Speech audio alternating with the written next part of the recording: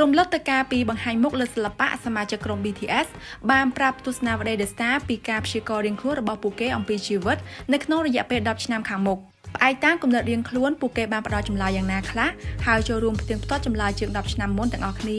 ថាតើសមាជិករូបណាខ្លះទីត្រូវតាក់ទងទៅនឹងជីវិតអនាគត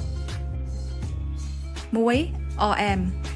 ជាង10ឆ្នាំមុន RM បានទាយថាលោកនឹងក្លាយជាតារារ៉េបដ៏ល្បីហើយច្បាស់ណាស់លទ្ធផលនៅពេលនេះ RM គឺជាតារារ៉េបដ៏ល្បីមិនត្រឹមតែប៉ុណ្ណោះលោកក៏ជាតារា K-pop ជោគជ័យលំដាប់ពិភពលោកជាមួយនឹងសមាជិកក្រុមផងដែរ 2. Jin បានទូទាយថាលោកនឹងក្លាយជានាយទាហានគីមសុកជីនខណៈពេលនេះលោកថែមទាំងបានបញ្ចប់កាតព្វកិច្ចយោធាដ៏ជោគជ័យទៀតផង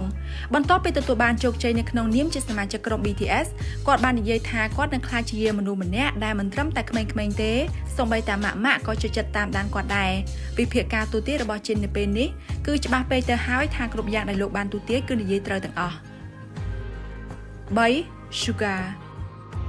ជាង10ឆ្នាំមុន Sugar បាននិយាយថាគាត់នឹងយកឈ្នះពិភពលោកជាមួយនឹងតន្ត្រីហើយសង្ឃឹមថាអាចចែករំលែកតន្ត្រីរបស់គាត់ទៅកាន់ពិភពលោកអបអរសាទរ Sugar អ្នកពិតជាធ្វើបានមែន 4. J-Hope បានទូទាយថាលោកនឹងត្រូវបានគេស្គាល់ថាគឺជា J-Hope មកពីក្រុមចម្រៀងដ៏ល្បីលំដាប់ពិភពលោក BTS ហើយលោកក៏នឹងចូលបម្រើយោធាផងដែរ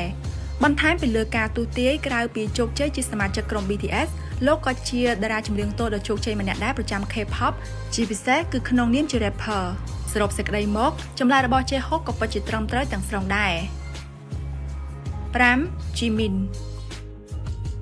បាននិយាយថាលោកនឹងក្លាយជាអ្នកចម្រៀងដ៏អស្ចារ្យម្នាក់ដែលចូលចិត្តបង្ហាញមុខនៅលើឆាកចម្លើយរបស់សមាជិករូបនេះក៏គ្មានអ្វីត្រូវគិតច្រើនដែរព្រោះសមិទ្ធផលរបស់លោកគឺអស្ចារ្យលើសពីការគិតទុកទៅទៀត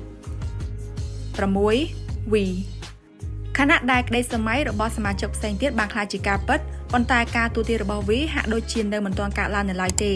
លោកបានព្យាករណ៍ថាខ្លួននឹងក្លាយជាប្រុសសង្ហាប្រចាំរដូវស្លឹកឈើជ្រុះដែលនាំកូនប្រុសស្រី2នាក់គឺ Taekwon កូនប្រុសអាយុ2ឆ្នាំនិង Taekuk កូនស្រីអាយុ7ខែទៅសួនសត្វហើយដាក់ចំណីឲ្យសត្វព្រាប10ឆ្នាំមិនចាំ V នោះទេព្រោះថានៅពេលនេះលោកមិនទាន់មានប្រពន្ធរឹតតែមិនទាន់មានកូនទៀតប៉ុន្តែការទូទាយនេះនឹងអាចក្លាយជាការពិតនៅថ្ងៃណាមួយ 7. Jungkook សមាជិកចំណាប់គ្រប់មុខរបស់ BTS រូបនេះវិញក៏មិនទាន់សម្រេចគោលដៅដែរខណៈជាង10ឆ្នាំមុន Jungkook បានទាយថាខ្លួននឹងក្លាយជាម្ចាស់ភោជនីយដ្ឋានអាហារសាច់ទាមួយកន្លែងឬជាអ្នកចាក់សាក់ត្បិតថានៅពេលនេះមិនទាន់ជោគជ័យមែនប៉ុន្តែអ្នកណាទៅដឹងទៅអនាគតលោកអាចនឹងកែប្រែការទូទាយនេះឲ្យក្លាយជាការពិតបាន